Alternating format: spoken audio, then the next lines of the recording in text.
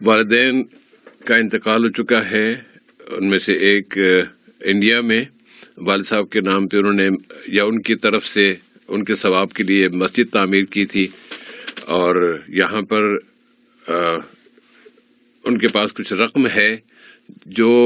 وہ صدقہ جاریہ کے طور پر اپنی والدہ کے ساتھ یا والدہ کی طرف سے یا دونوں میں سے کسی ایک کی طرف وہ اس میں خرچ کرنا چاہتے ہیں. تو آپ سے رہنمائی چاہتے ہیں کہ وہ کس کام میں خرچ کریں تاکہ وہ صدقہ جاریہ کے طور پر جب تک کہ وہ چیز موجود رہے ان کی والدہ کو یا والد صاحب کو اجر ملتا رہے. اس کے بارے میں جو ہے بے شک جو حدیث میں ہمیں ترغیب ملتی ہے، اذا مات الانسان انقطع عنه عمله الا من ثلاث، کہ صدقۃ جاریۃ او علم ينتفع به او ولد صالح يدعو له، کہ صدقہ جاریہ کا انتظام کریں یا پھر ایسا علم جو سکھا کے گئے ہوں، ان کے دنیا سے جانے کے بعد بھی جو ہے لوگ جب تک عمل کرتے رہیں گے تو مرحومین کو ثواب ملتا رہتا ہے، یا پھر نیک اولاد جو مرحوم والدین کے حق میں یہ زندہ یا والدین جا چکے ہوں دنیا سے، ہر حال میں والدین کے حق میں دعائیں کرتے رہیں. تو اس طرح جو ہے ان باتوں کا ثواب، ان اسباب کا ثواب جو ہے وہ جاری رہتا ہے. اب دوسری بات یہاں پہ یہ ہے کہ دعاؤں کے ساتھ ساتھ موصوف جو ثواب کا کام کرنا چاہتے ہیں، سب اس میں موصوف جو ہے یہ اشارہ کر رہے تھے کہ والد صاحب کا مال یا پیسہ بچا ہوا ہے جو والدہ کی ایصال ثواب کے لیے کرنا چاہتے ہیں، تو کیا جو آپ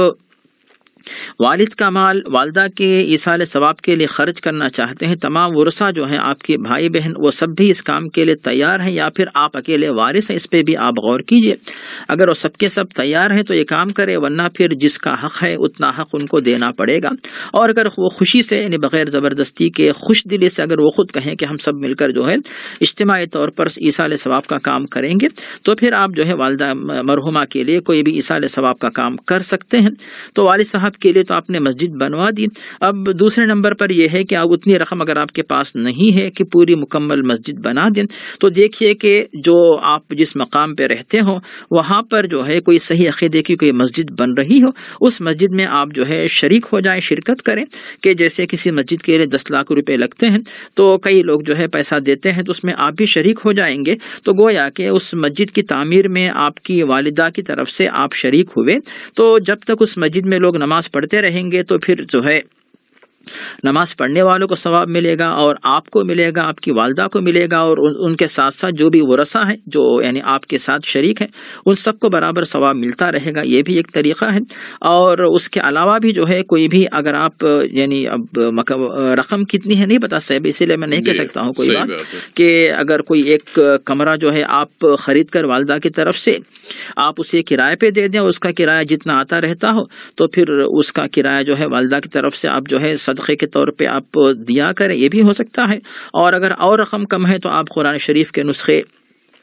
یا پھر قرآن شریف کا ترجمہ، دینی کتابیں وغیرہ ایسی بھی جو ہے چیزیں لے کر آپ جو ہے غریب مسلمان جہاں پہ رہتے ہوں یا غریب طلبہ جہاں پہ یتیم بچے بچیاں پڑھتی ہوں تو وہاں پہ اس مدرسے میں جو ہے لے جا کے وقف کر دیجئے. تو اس میں جو ہے ثواب تینوں کو ملتا ہے، ان میں تلاوت کرنے والے پڑھنے والے ان کو بھی، اور آپ لوگوں کو بھی جو کہ ورثہ ہیں، اور آپ کی والدہ کو جن کی طرف سے آپ یہ ثواب جاریہ کا کام کر رہے ہیں. اس طرح کوئی مناسب طریقہ آپ اپنا سکتے ہیں. یوسف بھائی جزاک اللہ خیر. ایک میرے ذہن میں یہ تجویز آئی ہے، اگر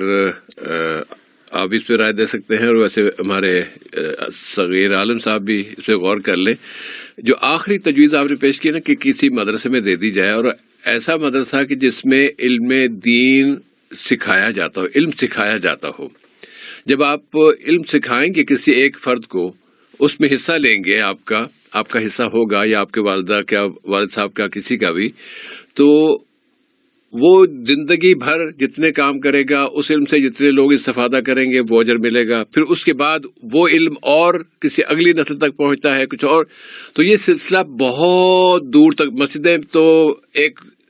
100-200 سال کے بعد وہ ان کو مسمار کرنا پڑتا ہے، پھر نئے سرے سے، پھر اب اس میں وہ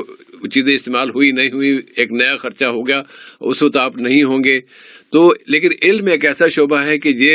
اس کا سلسلہ بہت طویل چلے گا. امید یہ ہے تو کسی کو عالم دین بنانا اور عالم علم سکھانا اور علم سکھانے میں مدد کرنا، اس میں اگر آپ جو رقم لگائیں گے تو اس کا توقع یہ ہے کہ اس کا اجر زیادہ دیر تک آپ کو رہے گا، اس لیے اس کو صدقہ جاریہ کہا جائے. جی صاحب بھائی، آپ نے جو رہنمائی کی ہے بہت بڑی اہم رہنمائی ہے، اور حقیقت میں کوئی ایک نئی بات نہیں بلکہ ایک اہم بات ہے جو حدیث میں ملی